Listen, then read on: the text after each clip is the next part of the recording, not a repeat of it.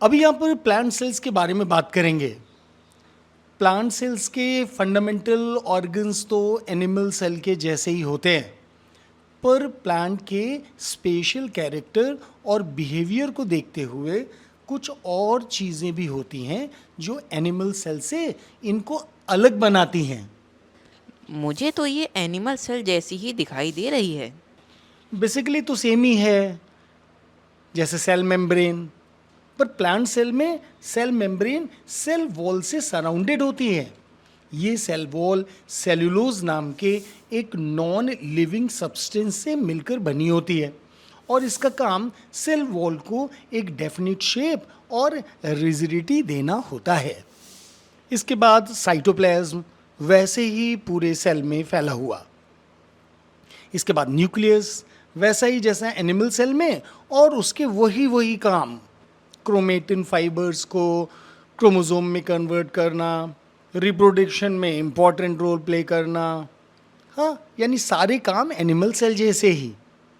ऐसा ही endoplasmic reticulum, बाहर का पोर्शन सेल वॉल से लगा हुआ, अंदर वाला पोर्शन न्यूक्लियस से लगा हुआ, वही राइबोसोम चिपके हुए जिनका काम प्रोटीन सिंथेसिस करना ही होता है। अरे जैसा एनिमल सेल में ही होता है। और वैसा ही माइटोकॉन्ड्रिया, याद आया इसे क्या कहते हैं? Powerhouse of the cell. इसके बाद गोल्गी एपरेटस, ये भी बिल्कुल वैसा ही और वही सब काम करते हुए। पर प्लांट सेल में गोल्गी कॉम्प्लेक्स स्पेशली डिक्टोसोम्स के नाम से जाने जाते हैं। ये यूजुअली और छोटे और स्कैटर्ड ग्रुप ऑफ सिस्टर्ने और वेसिकल्स होते हैं।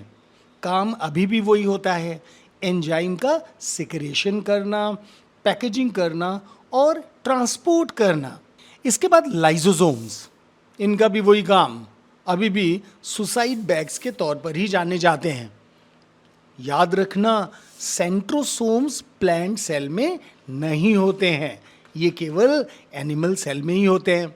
इसके बाद आते हैं प्लास्टिड्स, जो केवल प्लांट सेल में होते हैं। इनका कोई भी शेप हो सकता है, ओवल, स्फेरिकल और disc. On the basis of their colours ये 3 पार्ट्स में डिवाइड रहते हैं। पहले पार्ट को ल्यूकोप्लास्ट बोलते हैं। ये कलरलेस प्लास्टिड्स होते हैं। ये स्टार्च को स्टोर करते हैं। पोटैटो होता है ना, आलू, इनके अंदर भी कई सारे ल्यूकोप्लास्ट होते हैं।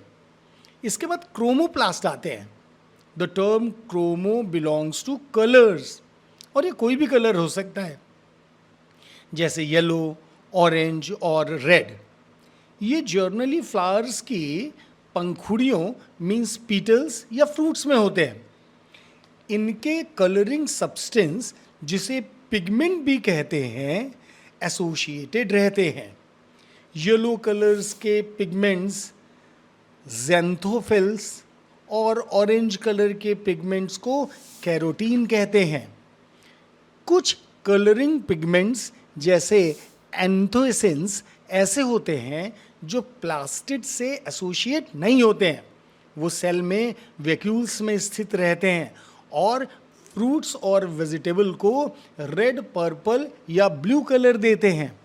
फिर आता है क्लोरोप्लास्ट। ये ग्रीन कलर के प्लास्टिड्स होते हैं। इनमें ग्रीन कलर का एक पिगमेंट होता है जिसे क्लोरोफिल कहा जाता है। हाँ, इसका नाम तो सुना है मैंने। फूड प्रोसेसिंग का काम करता है ये शायद।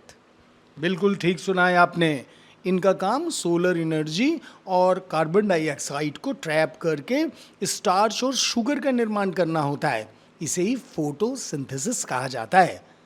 क्लोरोप्लास्ट डीएनए कंटेन करते हैं और इनमें डिवाइड करने की कैपेबिलिटी भी होती है। सेल के अंदर कुछ नॉन लिविंग ऑर्गन्स भी होते हैं। ये छोटे छोटे पार्टिकल्स के तौर पर भी हो सकते हैं, जिन्हें ग्रैन्यूल्स कहते हैं। ये स्टार्च, ग्लाइकोजन और फैट को कंटेन करते हैं। इसके अलावा कुछ बड़े स्पेस भी होते हैं, इन्हें वैक्यूल्स कहते हैं। प्लांट सेल्स में तो ये काफ़ी बड़े होते हैं। इनके अंदर वाटर और कई प्रकार के सॉल्यूशंस होते हैं, जिन्हें सेल सैप कहा जाता है। पर एनिमल सेल्स में इनका जिक्र नहीं हुआ।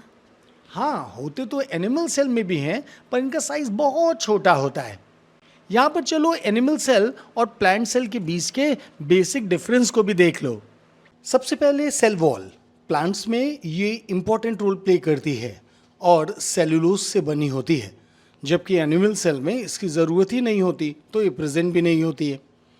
प्लांट सेल यूजुअली साइज में बड़ी होती है, जबकि एनिमल सेल आकार में छोटी होती है। अब बात करते हैं साइटोप्लाज्म की, जो कि दोनों ही सेल्स का एक इम्पॉर्टेंट पार्ट होता है।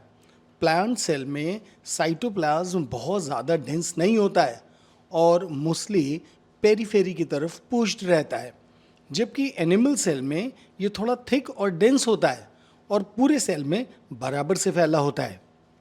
इसके बाद वैक्यूल। प्लांट सेल में ये साइज में काफ़ी बड़े होते हैं और ज़्यादा स्पेस घेरे होते हैं, जबकि एनिमल सेल में बहुत छोटे और टेम्परेरी होते हैं। प्लास्टिड्स प्लांट सेल में होते हैं और एनिमल सेल में नहीं होते हैं, जबकि सेंट्रोस्लोम प्लांट सेल में नहीं होते पर एनिमल सेल में प्रेजेंट होते हैं।